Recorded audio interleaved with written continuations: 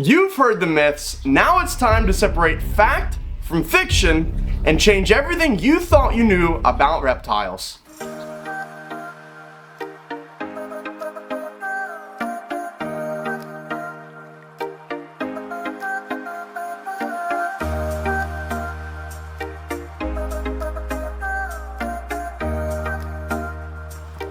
Alright everybody, well again, my name is Barrett, welcome back to my YouTube channel, and in today's video, what we're going to do is we're going to learn about some reptile fun facts, or myths.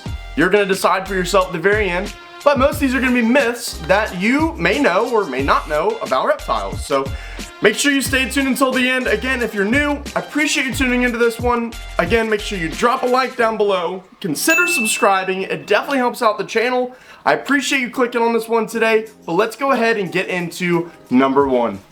Alright, so in today's video, we're going to start off with number one, and it's a hot take. A lot of people think this, I've heard it myself from plenty of people, but it is reptiles or snakes in general are slimy. That's disgusting. It's completely false. So they're super silk to the touch, they're actually really smooth, in some cases they're even rough, but most snakes are actually smooth, not wet at all. So I think that people misconstrue that a lot because they see them as like a shiny or glimmery kind of look.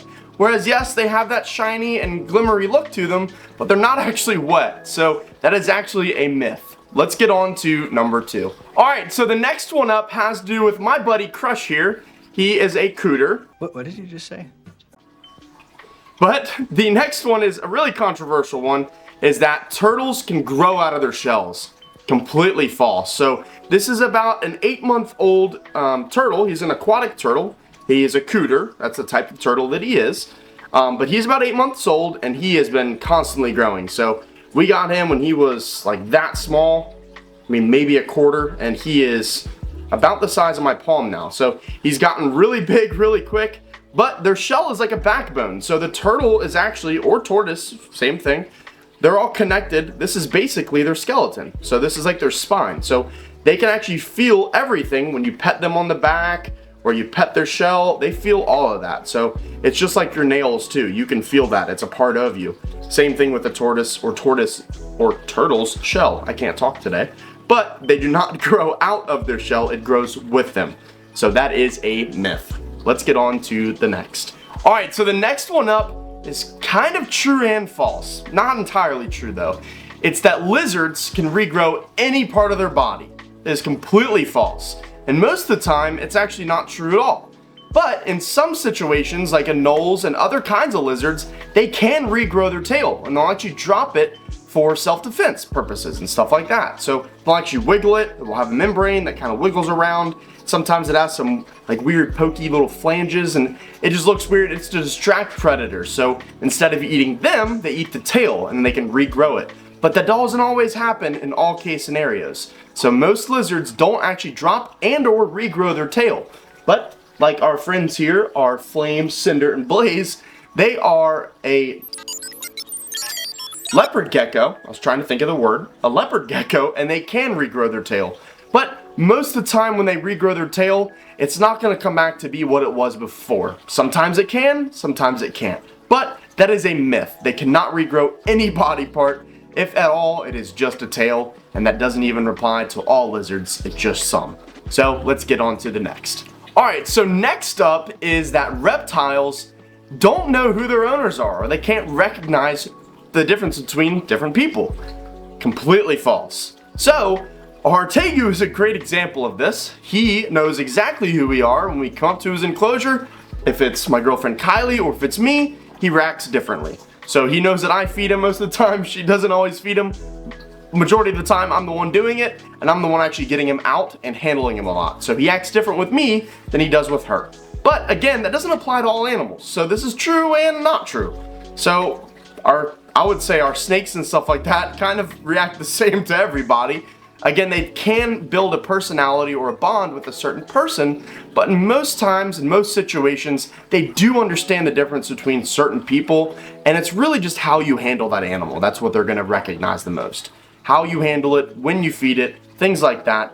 But I do think that this is a myth, is that they can't recognize the difference between people, and I think in some situations they definitely can. So I want to see what you guys think. Drop a comment below if you agree or disagree with what I just said. I definitely agree with it. That's my belief, but again, it could be a completely different opinion that you have. But again, comment below. Make sure you leave your comment. I'll read them, I'll respond to them, but let's get on to the next. Alright, so this is a really controversial statement that I'm about to say, but I believe this one's a myth. I want to see what you think in the comments below. Again, I know I just said that with the last one, but this one's super controversial.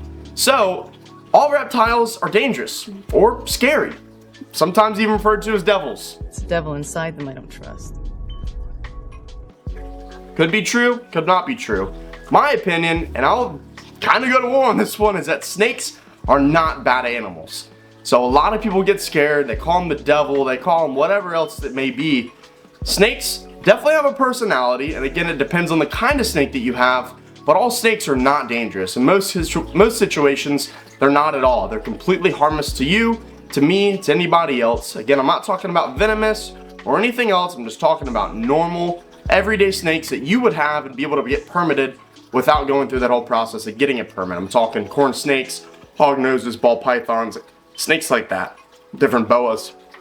Again, I believe that all snakes are not evil. Again, they will have a personality. Some may bite you or be more aggressive than others, but they're not evil snakes. They're not evil reptiles. All the people that think that, I would highly urge you, go to a pet store near you. Go to, not a PetSmart, go to an actual pet store. Or if you know someone with some animals, step out of your comfort zone. Get used to handling them. Feel what kind of an animal it is and learn more about that animal. The people that I think they're really scared and are fearful of animals and snakes and lizards and you name it in the reptile world is people who don't know much about them. So educate yourself. Learn more about the animal. If you're scared of it, go learn about it. I can guarantee you things that you're scared of or maybe afraid to do, you may just need to do some more research on it, and you may educate yourself and realize that, hey, they're not too bad, or they're not bad at all in a lot of situations. But again, drop a comment below. I know it's definitely a controversial one because a lot of people's fears are snakes. I know that's a big one for a lot of people, but again, I don't believe they're bad. They're good to me. I've gotten bit by multiple snakes. It never has left me in the hospital or killed me. I'm still here, I'm still walking, and I've got bit by some pretty nasty snakes. So I'm not saying that all snakes are gonna bite you, whereas most aren't, and most of the time it's out of a feeding response, not because they're aggressive in nature. But either way, drop a comment below. Let me know what you think about that one, because it is a controversial one. So let's get on to the last one here. All right, last but not least, I want you to decide what this one is. I'm not gonna tell you, but all reptiles or amphibians or any other animal you're gonna have in your house is a high maintenance animal. I'm not gonna say whether I agree or disagree with that, but I want you to drop a comment below. Make sure you subscribe. Let's go ahead and get into this outro, and I appreciate you sticking tuned. Alright everybody, well I appreciate you sticking through this one. Again, I know it was kind of a short one. Went through a bunch of different things and myths and then facts and maybe not facts. I want you to drop a comment below. I know I said that a lot during this video, but I really want to interact with you guys. I want to learn more about you, what your opinions are, and I want to express myself and give some feedback to y'all too, because I've been around animals for 20 plus years now. I'm only 25 years old. I've grown up around animals. I've volunteered a ton with different raptor centers and animals sanctuaries and rescues and all kinds of things out there. I want to learn more about what you guys believe, what you think, and maybe what you fear or think is a myth. But either way, I appreciate you sticking through this one. Again, if you're new, drop a comment down below, consider subscribing, hit that little bell or notification down below, and I hope to see you in the next one. I will hope you have a good rest of your day, and we'll have a good rest of your day, but we will catch you in the next one. Peace.